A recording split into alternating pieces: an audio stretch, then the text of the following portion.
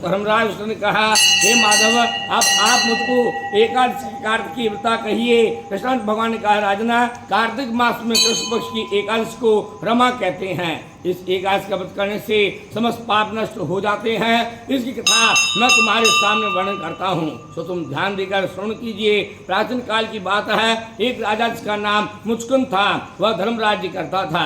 उसके मित्र भी इंद्र, कुबेर, विष्णु, विभीषण इत्यादि थे। वह सत्य बोलने वाला विष्णु भगवान का गहरा भक्त था। उसकी एक लड़की उत्पन्न हुई जिसका नाम चंद्रभागा रखा। जब वह की शादी की हुई तो राजा ने उसका विवाह राजा चंद्रसेन के पुत्र शोभन के साथ कर दिया। एक दिन शोभन अपने ससुराल में आया। उस दिन एकादशी के व्रत का दिन आया। चंद्रभागा ने एकादशी का दिन समीप आया जानकर विचार किया कि मेरा पति अत्यंत दुर्बल है, इसलिए यह व्रत नहीं कर सकेगा। हे भगवान, मैं क्या करूं? मेरे पिता की आज्ञा है, वे 10वीं के दिन राज्य में ढिंढोरा पिटवा देते हैं, एकादशी के दिन कोई भोजन न करें। ये सुनकर शोभन अपने पत्नी के पास आया, पूछा, प्रिय, तुम तो मुझे कोई ऐसा उपाय बताओ जिससे मेरा जीवन नष्ट हो। तब चंद्रभागा ने उत्तर दिया, हे प्राणनाथ, मेरे पिता के राज्य में कोई भी एकादशी के दिन भोजन नहीं करता। यहाँ तक कि हाथी, घोड़े, ऊंट, भैंस, गाय, बैल इत्यादि भी पशु ग्रहण नहीं करते हैं। तब आप बताइए, मनुष्य किस प्रकार से अन्न ग्रहण कर सकता है? यदि आप भोजन करना चाहते हो तो इस नगर को छोड़ करके आज के दिन कहीं अन्य चले जाइए। यदि आप स्थान पर रहोगे तो तुम्हें यह व्रत अवश्य करना पड़ेगा। शोभन ने उत्तर देते हुए कहा, हे प्रिय, तुम्हारा कहना बिल्कुल सत्य है। मैं इस व्रत को करूंगा, जो भाग्य में लिखा है वो होगा। इस प्रकार विचार कर शोभन ने एकादशी का व्रत किया। तब वह भूख प्यास पीड़ित होने लगा। तब सूर्यनारायण भगवान अस्त हो गए और जागरण करने की रात्रि आई तो वह शोभन को अति दुखदायी प्रतीत होने लगी।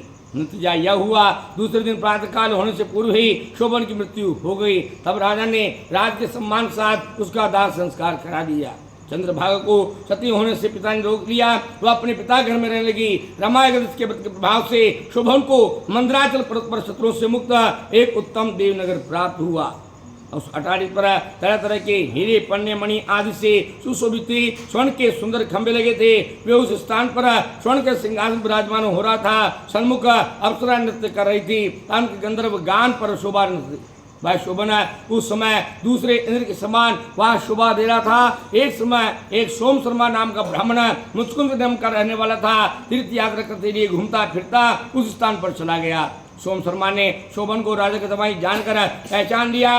वह उससे निकट गया। सोम शर्मा ब्राह्मण को आया देखकर राजा शोभन अपने सिंहासन उठ खड़ा हुआ और ब्राह्मण का सत्कार कर उनको पास बिठा दिया। अपने ससुर अपनी स्त्री चंद्रभागा की कुशलता को समाचार पूछने लगा। स्त्री चंद्रभागा कुशलता के समाचार पूछने लगा।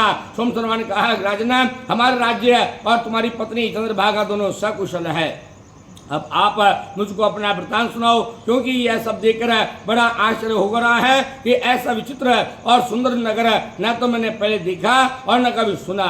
सो आप इस प्रकार से प्राप्त हुआ। शोभन ने कहा, हे सोम शर्मा, यह सब कार्तिक मास में कृष्ण पक्ष की रमा एकादशी के व्रत का प्रभाव है। इस कारण यह सब कुछ वैभव मुझे प्राप्त हुआ, किंतु यह सब अधूर्य अर्थात अस्थिर है। सोम शर्मा ने पूछा, राजन, यह अधूर कैसे है? इसे स्थिर कैसे करें?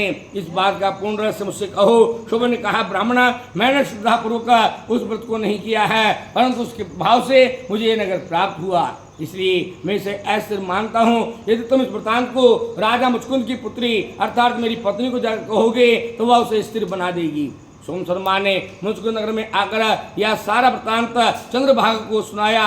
यह सब हाथ सुनकर राजा पुत्री चंद्रभागा ने कहा, ब्राह्मण, क्या आप व्रतों में आंखों देखा प्रत्यक्ष सुना रहे हैं या कोई स्वप्न देखा है? सोम शर्मा ने समझाते हुए कहा, हे राजकन्या चंद्रभागा, यह जो कुछ वृतांत मैंने तुमसे कहा अपनी आंखों से प्रत्यक्ष देखा है, इसमें किंचित मात्र भी झूठ नहीं है, परंतु वह नगर अस्थिर है। अब कोई ऐसा उपाय करें जिससे वह नगर स्थिर हो जाए। चंद्रभागा ने कहा, महाराज, आप मुझे शीघ्र नगर के पास ले जाइए। मैं अपने पति को देखना चाहती हूँ और मैं अपने व्रत के प्रभाव से उस नगर को स्थिर बना लूंगी। तब सोम शर्मा चंद्रभागा को अपने साथ लेकर मंदराचल पर्वत के पास वामदेव मुनि के आश्रम पर निवाल आया। तब वामदेव मुनि ने मंत्रों से चंद्रभागा का अभिषेक किया। चंद्रभागा मंत्रों के प्रभाव से दिव्य शरीर को धारण कर अपने पति शोभन के पास चली गई।